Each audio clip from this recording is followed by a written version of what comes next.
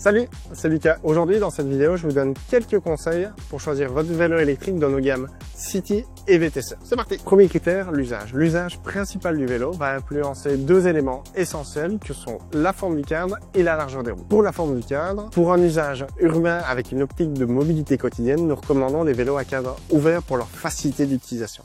Ils sont faciles à enjamber, que ce soit pour monter et descendre du vélo, et ce, même avec des habits civils. En plus, ils proposent une position plus droite, moins sollicitante pour le dos, qui sera plus confortable. Pour une utilisation balade et trekking sur plusieurs jours, les trois formes de cadre, droit, ouvert et trapèze, sont valables. Les cadres droits auront une position plus vers l'avant et seront plus efficaces au pédalage. Les cadres ouverts seront faciles d'utilisation et confortables, et le trapèze est un compromis entre les deux. Le choix se fera selon vos critères esthétiques et pratiques. En matière de pneus, il y a deux écoles. Les sections de pneus qui sont plus étroites, qui équipent principalement les vélos City et qui offrent une excellente efficacité lors des sessions de pédalage. Il y a aussi les sections de pneus plus larges qui équipent principalement les VTC et qui apportent du confort grâce à leur taille qui encaisse mieux les chocs et de la sécurité grâce à leur meilleure accroche. Il faut noter que de plus en plus de vélos City proposent des sections de pneus larges qui répondent aux problématiques de l'état des routes ici en Belgique, des pavés et des rails de transport en commun qui sont dangereux pour les pneus à section étroite. Dernière remarque, il est possible de mettre des pneus crantés sur son VTC, à l'image d'un VTT, pour pouvoir bénéficier d'une meilleure accroche dans les sections off-road,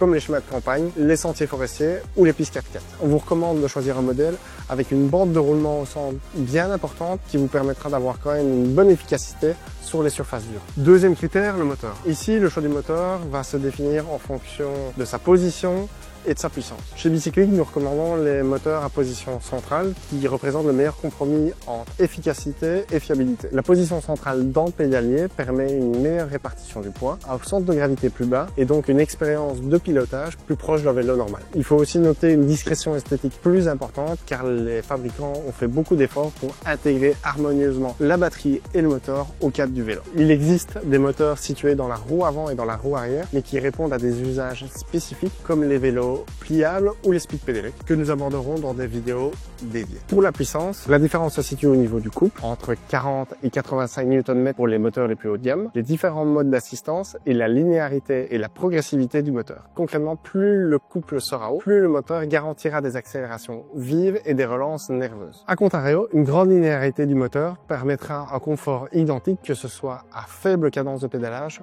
ou à cadence de pédalage élevée. Troisième critère, la batterie. La batterie est un chiffre exprimé en wattheures. C'est en quelque sorte le réservoir de votre vélo. Plus elle sera grande, plus vous pourrez rouler longtemps avec assistance. Chez Bicyclique, dans les modèles City et VTC, vous retrouverez généralement des batteries qui oscillent entre 500 et 750 wattheures. Il existe des batteries plus importantes mais qui répondent encore une fois à des usages spécifiques comme le speed pedelec. Vous pouvez aussi augmenter l'autonomie de votre vélo en rajoutant un range extender qui est une petite batterie qui se fixe dans le port-bidon et qui vous fera gagner quelques kilomètres. Pour des trajets faciles d'une dizaine de kilomètres, une batterie de 500 Wh est largement suffisante. Les batteries plus importantes seront adaptées à des vélotaffeurs qui parcourent de grandes distances tous les jours ou à des amateurs de longues balades avec du dénivelé où il faut garantir l'autonomie. Quatrième et dernier élément, la connectivité du vélo. Dans un monde toujours plus connecté, le vélo ne fait pas exception aujourd'hui. Les marques travaillent d'arrache-pied pour proposer des univers de plus en plus connectés avec de plus en plus de fonctionnalités. Chez Bosch, à partir de la console Kiox, vous disposerez d'un tas de données à votre disposition pendant que vous roulez. Cadence de pédalage, puissance développée, autonomie en temps réel et même le GPS. En plus, avec l'application e-Bike Flow développée par Bosch, vous pourrez géolocaliser votre vélo, verrouiller l'assistance électrique et même disposer d'une alarme qui vous enverra une notification lorsque le vélo sera stationné et bougera de façon intempestive. La marque a même annoncé à Las Vegas en 2025 qu'elle travaillait sur un verrouillage de batterie qui serait disponible dès cette année. La batterie serait verrouillée en cas de vol et inutilisable. On vous tiendra évidemment au courant. Chez Shimano, vous allez pouvoir personnaliser les modes d'assistance pour qu'ils s'adaptent parfaitement à votre manière de rouler. Et ce, en créant différents profils d'utilisateurs, le sportif, la balade, aller faire ses courses, comme vous le souhaitez. C'en est tout pour les conseils sur les vélos City et VTC chez Bicyclique. N'oubliez pas aussi que la grande force de ces vélos est le large choix d'accessorisation que nous proposons, que ce soit pour votre sécurité ou pour le portage de matériel. N'hésitez pas à passer en magasin, nos conseils experts se feront un plaisir de vous aider. Et n'oubliez pas votre casque pour toute sortie à vélo. À bientôt!